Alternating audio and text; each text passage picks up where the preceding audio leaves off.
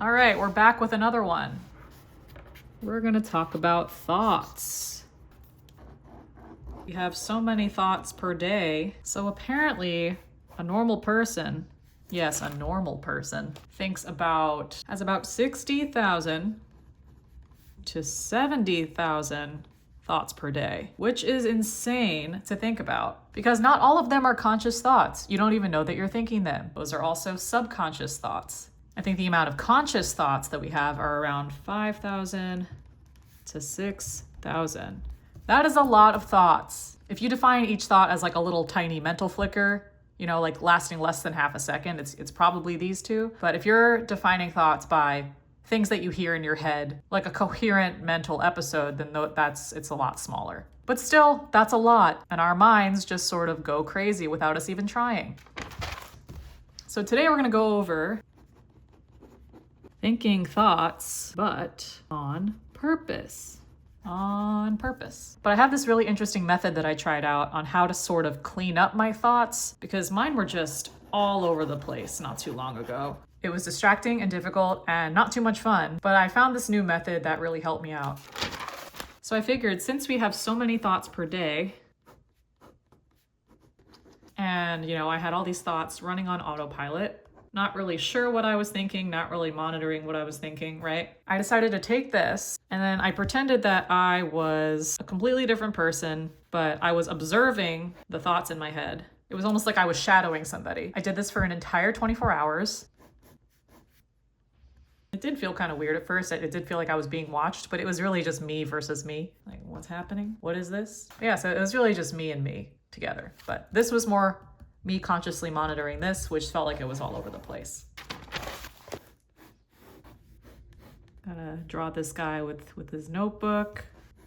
Here are all the crazy thoughts. Well, not all of them are crazy, but just the normal thought process, right? These automatic thoughts, just the normal thought patterns of my everyday life. And then there's me just observing them, maybe taking some notes here and there. But what this method taught me, we can sort of step back into this observer mode. We don't have to judge every single thought that we have. This isn't to judge yourself. This isn't to judge your thoughts. This is just to be aware of your thoughts and to monitor what you are thinking to yourself on a daily basis. It creates separation between you and your thoughts.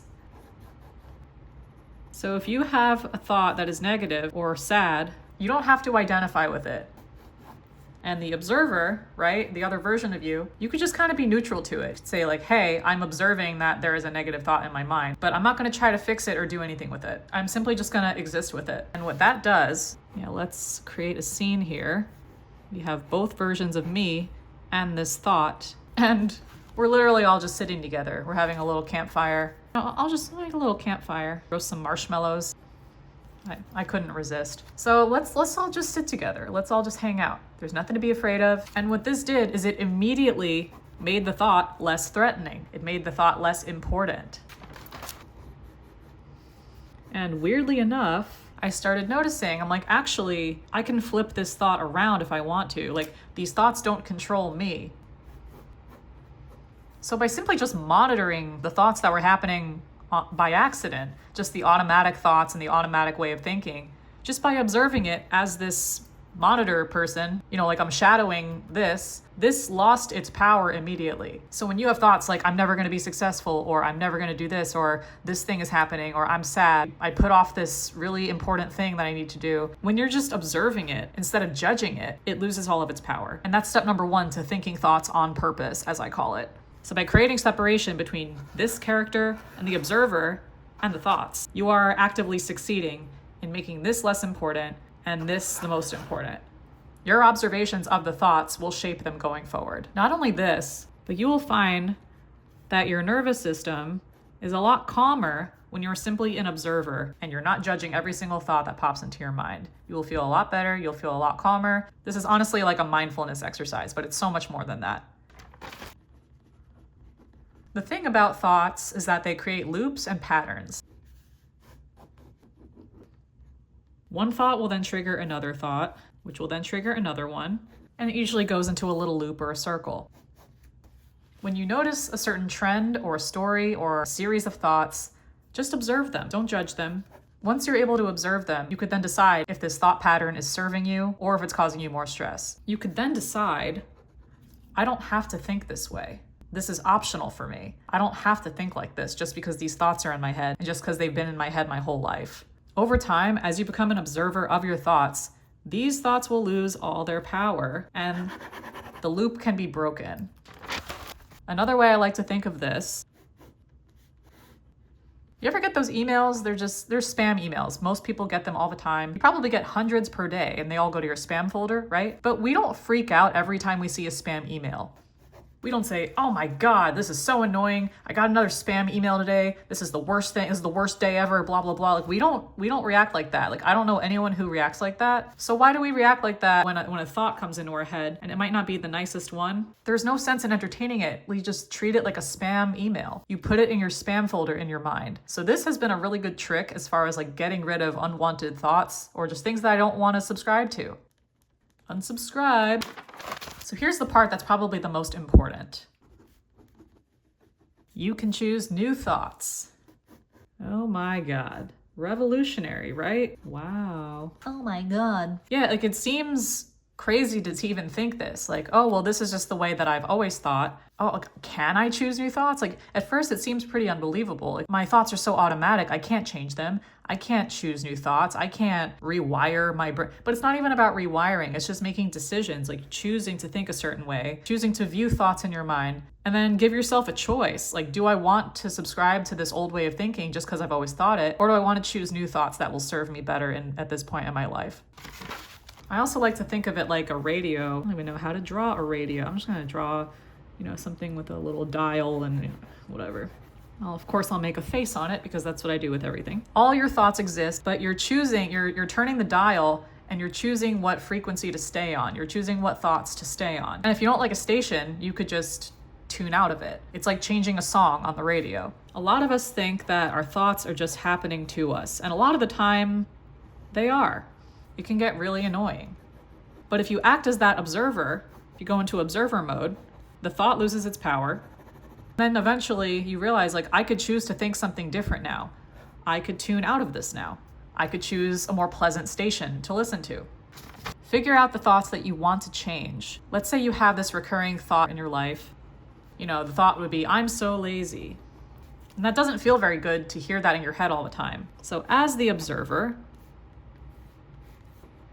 now it's up to us as the observer to figure out what we want to do with this. Do I want to subscribe to the narrative that, I'm so lazy just because maybe in 3rd grade, someone called me lazy because I didn't do my homework in time. And then maybe I got an F minus or, let's say that 3rd grade version of me then developed this narrative of I'm so lazy. Does the observer want to subscribe to this just because this happened in 3rd grade? The answer is probably no, because we're not in 3rd grade anymore. So let's hit that unsubscribe button. And then instead, let's revise that. Let's give them an A+, because present day, we're going to give ourselves an A+.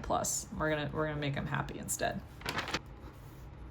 You could throw a little funeral for your old thoughts. You could bring some flowers, whatever. Honor your feelings towards that thing, right? Rest in peace to your thoughts, to your old way of thinking. So once you say goodbye to it, then you decide, what do I want to think next? And then of course that observer's right there, just kind of lurking. Like, yeah. What do you want to think next, dude? And this is the fun part. It's all up to you.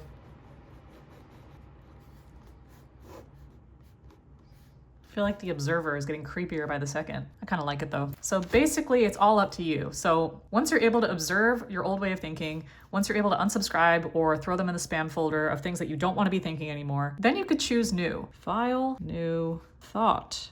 Then you ask yourself, what do I want to think of myself in terms of my work, my friendships, whatever. Like if I'm not lazy, I'm not lazy anymore because I threw that thought away and now it's in the ground, it's in the graveyard. How do I want to think of myself now? So now it's time to flip your thoughts. Make a little list, old, new. So we'll put our little character, the smaller you, right?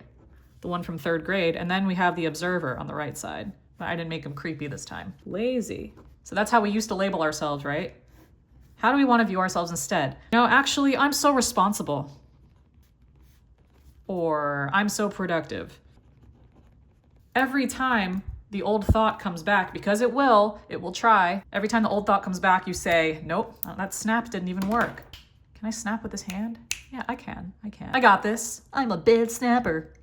So every time this old thought comes back, you say, no, actually, I'm responsible, or actually, I am productive. And it's like, what's the difference? The thoughts are going to come to your head anyway. You might as well pick the one that you like. What are some other examples? I never go to bed on time. I'm just going to say things that are on my mind. So something I'm working on right now is getting to bed earlier. I'll hear myself think this, I never go to bed on time, but let's turn that into, I always have the best night's sleep. Handwriting got weird at the end, just ignore that. Sleep. I swear I know how to write. I never go to bed on time turns into I always have the best night's sleep. Take the thing that's not serving you and flip it, make it something that does serve you. So how does this feel when you think it? So try thinking it on purpose. Try thinking this thought and see how your body feels, see how your mind feels. Like, does this feel good to think? Does this feel good to say out loud? And if the answer is yes, like that could be your new thought that you select. Don't subscribe to these old thoughts just because maybe you've had experiences where you don't go to bed on time or you feel lazy just because of that third grade version of yourself. We develop patterns based on our experience, but it doesn't mean that we have to keep subscribing to it. Let's do one more just in case. Here's one. I could never do that. How many times have you said to yourself, I could never do that? Are you done? I'm trying to record. How many times have you said to yourself, well, I could never do that? But you also don't know that. So let's not subscribe to that. Instead, if I put my mind to it, I could absolutely do that. I mean, maybe that's a bit of a long one, but that's what came to mind. You guys see what I mean. You're selecting new thoughts to think instead of this. So every time this comes to mind, you just say, nope, actually it's this way. Actually, I am this. Actually, I'm responsible. Actually, I'm productive. And then over time, you will notice that these become the default thoughts. So these go away and these stick around. And what do you think is going to feel better? Probably these, right? So that's really all it is. Thinking thoughts on purpose is really just conscious observing. I mean, now I'm just doing this on purpose to make him extra weird. We have our guy observing. Observe the thought. You make the judgment call for yourself if this is a thought you want to keep thinking, and then you decide to change it. And again, this is not for everyone, but I found it really useful. I found that it's made me a more mindful person. It's helped me get onto new routines. It's helped me stick to routines that I previously couldn't stick to. And generally, it's just helped me think in a bit more positive way. And it helped me abandon old thoughts that just weren't serving me anymore, just from old stories from when I was a kid, or when I thought that I wasn't good enough, or I thought all these things. And we have free will. We can select things to think at any point. You could just decide something now. You could decide to think anything you want now. You don't have to stay faithful to a narrative in your mind that doesn't serve you now. Ultimately, do what makes you feel like your absolute best self. You should always be doing what makes you feel your absolute best. And pretty soon you'll be flipping thoughts like you flip eggs, which is exactly what we want. So yeah, like I'm curious if you guys try this out, what your results are. I'm curious how it affects your thinking and how it affects your life. Let me know in the comments if you're open to trying this. And again, this is not for everyone, but it is fun to experiment with. I'll see you guys next time. Bye.